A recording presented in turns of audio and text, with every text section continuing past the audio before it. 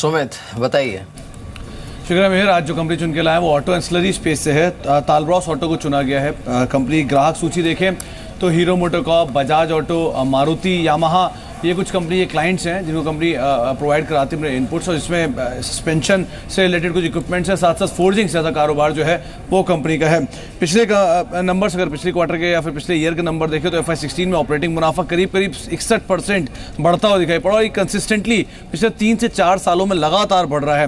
आप interest cost के ऊपर नजर डालेंगे तो इंटरेस्ट कॉस्ट को भी ईज आउट किया, और पिछले 3 सालों में ही कंपनी ने इंटरेस्ट कॉस्ट, जहाँ पे इंटरेस्ट कॉस्ट ने पीक बना, उसके बाद से लगातार कमी आती हुई दिखाई पड़ रही है। FY14 ऑनवर्ड्स यहाँ पर कमी आ रही है कंपनी की इंटरेस्ट कॉस्ट के अंदर।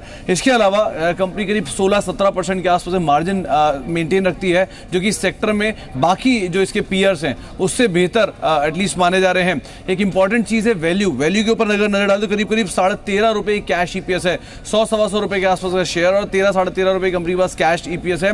प्लस कंपनी के लिए अगर जो एक अनुमान लगाया जा रहा है कि FY17 के लिए करीब 22 रुपए की EPS और महज 5 के मल्टीपल पे इस सेक्टर कामकाज कर रहा है, जबकि पूरा स्पेस करीब 20 से 22 के मल्टीपल पे कामकाज कर रहा है। तो वैल्यू वाइज भी देखिए तो बाकी पीयर से कंपैरिजन एक अच्छे वैल्यूएशन पे मिल रहे हैं। ऑटो एंसिलरी स्पेस में वैसे भी एक डिमांड स्पर्ट की बातचीत हो रही है, और जैसे कि कुछ दैनिकों में आज खबरें भी है कि लेबर इंटेंसिव एरियाज के ऊपर फर्दर गवर्नमेंट जो है वो कुछ पैकेजेस दे सकती है, तो इसलिए आज से भी इसको चुना गया है। कार्वी की एक रिपोर्ट को रेफर किया जा रहा है, लेटेस्ट रिपोर्ट है, करीब 150 रुपए के टारगेट्स वो नियर टर्म में देख रहे हैं। जी हाँ, तो ये अगर आप देखें आज का हमारा स्टॉक है तालब्रॉस ऑटो करीब 125-50 पे कारोबार कर रहा है, लगभग 9% की तेजी लेकर DI पर। धर्मेश, ऑटो एंसिलरी स्पेस में या फिर ऑटो बास्केट में आपके प्रेफर्ड पिक्स कौन से हैं इस वक्त? ऑटो एंसिलरी स्पेस में आई थिंक अब गोइंग फॉरवर्ड ट्रैक्शन आना चाहिए। यहाँ पर जहाँ पर वैल्यूएशन गैप ज़्यादा दिख रहा है वहाँ बाई करके चल सकते हैं। भारत फोर्ज एक वहाँ पर स्टॉक रहेगा, हालांकि US क्लास 4 ट्रक के कारण जो उसमें प्रेशर बना हुआ था, गोइंग फॉरवर्ड आई थिंक वो भी इवॉपरेट होना चाहिए। और अमर राजा बैटरीज ये एक प्रेफर्ड पिक है, बिकॉज काफ़ी अच्छा वॉल्यूम ग्रोथ और ट्रैक्शन उसमें देखने को मिला। 15-17% के आसपास का ग्रोथ FY17-18 में भी उसमें आना चाहिए, बहुत ऑटोमोटिव और नॉन ऑटोमोटिव सेगमेंट में। सो ये तो प्रेफर्ड पिक रहेंगे इस स्पेस से। जी, आज देखिए 2-3 ऐसे पैक्स हैं जिसमें अच्छा मूव है। एक तो राइस रिलेटेड स्टॉक्स में अच्छा मूव देखने को मिल रहा है, फिर सीमेंट में, मिड कैप्स में स्पेशली काफ़ी अच्छा मूव देखने को मिला है, और शुगर में सिलेक्टिवली अच्छा मूव है। ऑटो एंसिलरी में हमने देखा ठीक मूव देखने को मिल रहा है, और साथ ही लॉजिस्टिक्स में कुछ स्टॉक्स हैं जिस पर अच्छा मूव देखने को मिल रहा है। तो इसके आसपास एक थीम हो सकती है आज अगर आप ट्रेड करना चाहें तो। लेकिन ऑब्वियसली जो सबसे ज़्यादा मूव देखने को मिल रहा है वो एक तो छोटे और मिड कैप सीमेंट स्टॉक्स में देखने को मिल रहा है, और दूसरा ऑब्वियसली जो food related specially rice related stocks हैं उनमें। कोहिनूर फूड्स, इसे ब्रिजेश आप कैसे ट्रेड करेंगे? ये अब 8.5% ऊपर है।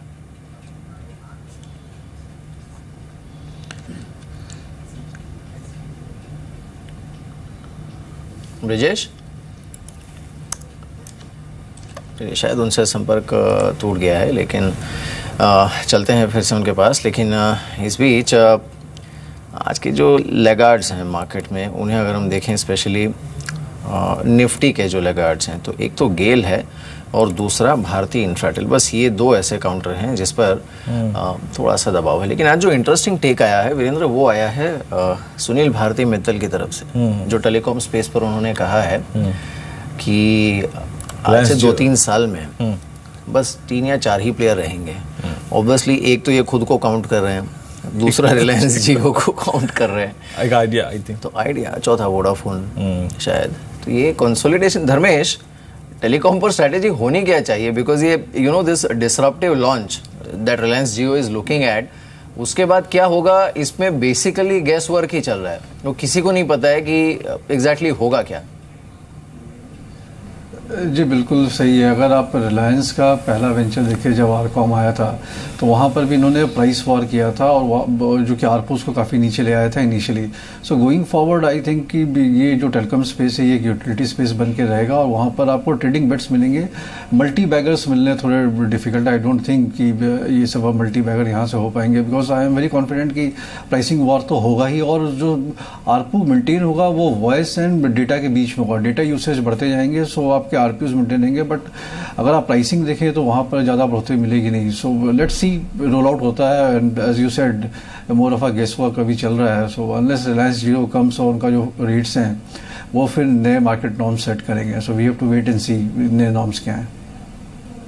चलिए इस बीच जरा ऑप्शन स्टैटिस्टिक्स देखते हैं एग्जैक्टली। अगर आप देखें आज क्या कह रहे हैं निफ्टी फ्यूचर्स, निफ्टी स्पॉट और साथ ही साथ निफ्टी जुलाई फ्यूचर्स। जरा प्लीज आप पहले एक्टिव फ्यूचर्स यानी करंट मंथ फ्यूचर्स दिखाइए।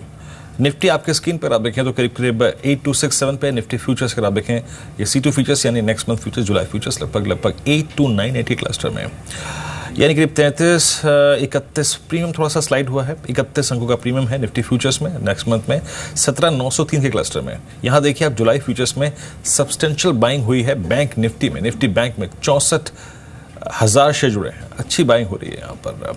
और रोल ओवर जो है निफ्टी फ्यूचर्स के अब ऑलमोस्ट 61% स्ट्राइक हो चुके हैं। खैर ये थे डेटा, अभी थोड़ा सा डेटा मैच्योर हो जाएगा ना तो बात करेंगे इस पर, अभी एग्जैक्टली मैच्योर नहीं हुआ है। पंकज टिब्रीवाल हमारे साथ जुड़े हैं बात करने के लिए इस वक्त बजाज फंडामेंटल्स पे। टिब्रीवाल सर नमस्कार, कार्यक्रम में स्वागत है।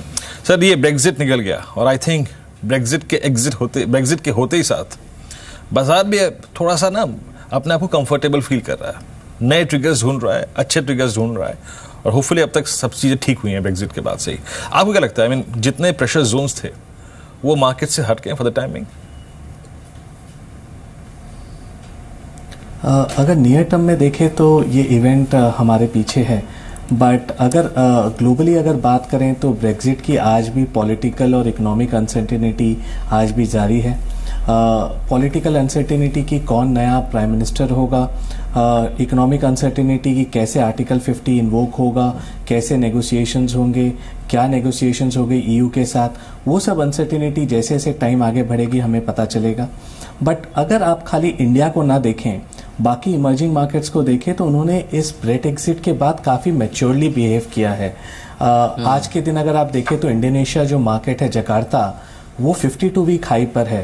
अगर ईयर टू डेट आप ब्राज़ील को देखें या आपने थाईलैंड मार्केट्स को देखें तो जो भी इमर्जिंग मार्केट्स हैं उन्होंने काफ़ी ईयर टू डेट अच्छी परफॉर्मेंस की है। और अगर उनके मुकाबले देखें तो आज हम इंडिया में रिजॉइस कर रहे हैं कि हमारा मार्केट स्ट्रांग रहा है, बट रिलेटिवली काफ़ी हम अंडर परफॉर्म किए हैं बाकी इमर्जिंग मार्केट से। तो एक काफ़ी कैचअप अभी भी है। नियर टर्म में अगर देखें तो डोमेस्टिक घरेलू जगह मॉनसून धीरे धीरे प्रोग्रेस अच्छा हो रहा है। जो 16% डेफिसिट था वो अब 13% डेफिसिट पर आ गया है। कल आपने देखा कैबिनेट ने 7th पे कमीशन को अप्रूव कर दिया है, जिससे करीबन 1 करोड़ सेंट्रल गवर्नमेंट एम्प्लॉयज़ और पेंशनर्स को बेनिफिट होगा और करीबन 85,000 करोड़ रुपए आपके हाथों में आएंगे। तो ये और लोगों का एक्सपेक्टेशन है कि जीएसटी मॉनसून सेशन में पास होना चाहिए। तो ये सब मार्केट को घरेलू साइड में काफ़ी स्ट्रॉन्ग सपोर्ट दिए हुए हैं। बिल्कुल। चलिए धर्मेश, आपसे आखिरी सवाल, कोई डार्क हॉर्स या फिर कोई पिक आप रेकमेंड करना चाहेंगे जहां जो फिलहाल आपके कवरेज में ऐड हुई हो, या फिर जहां पर एक स्क्रीमिंग अपॉर्चुनिटी आप देख रहे हो इस समय?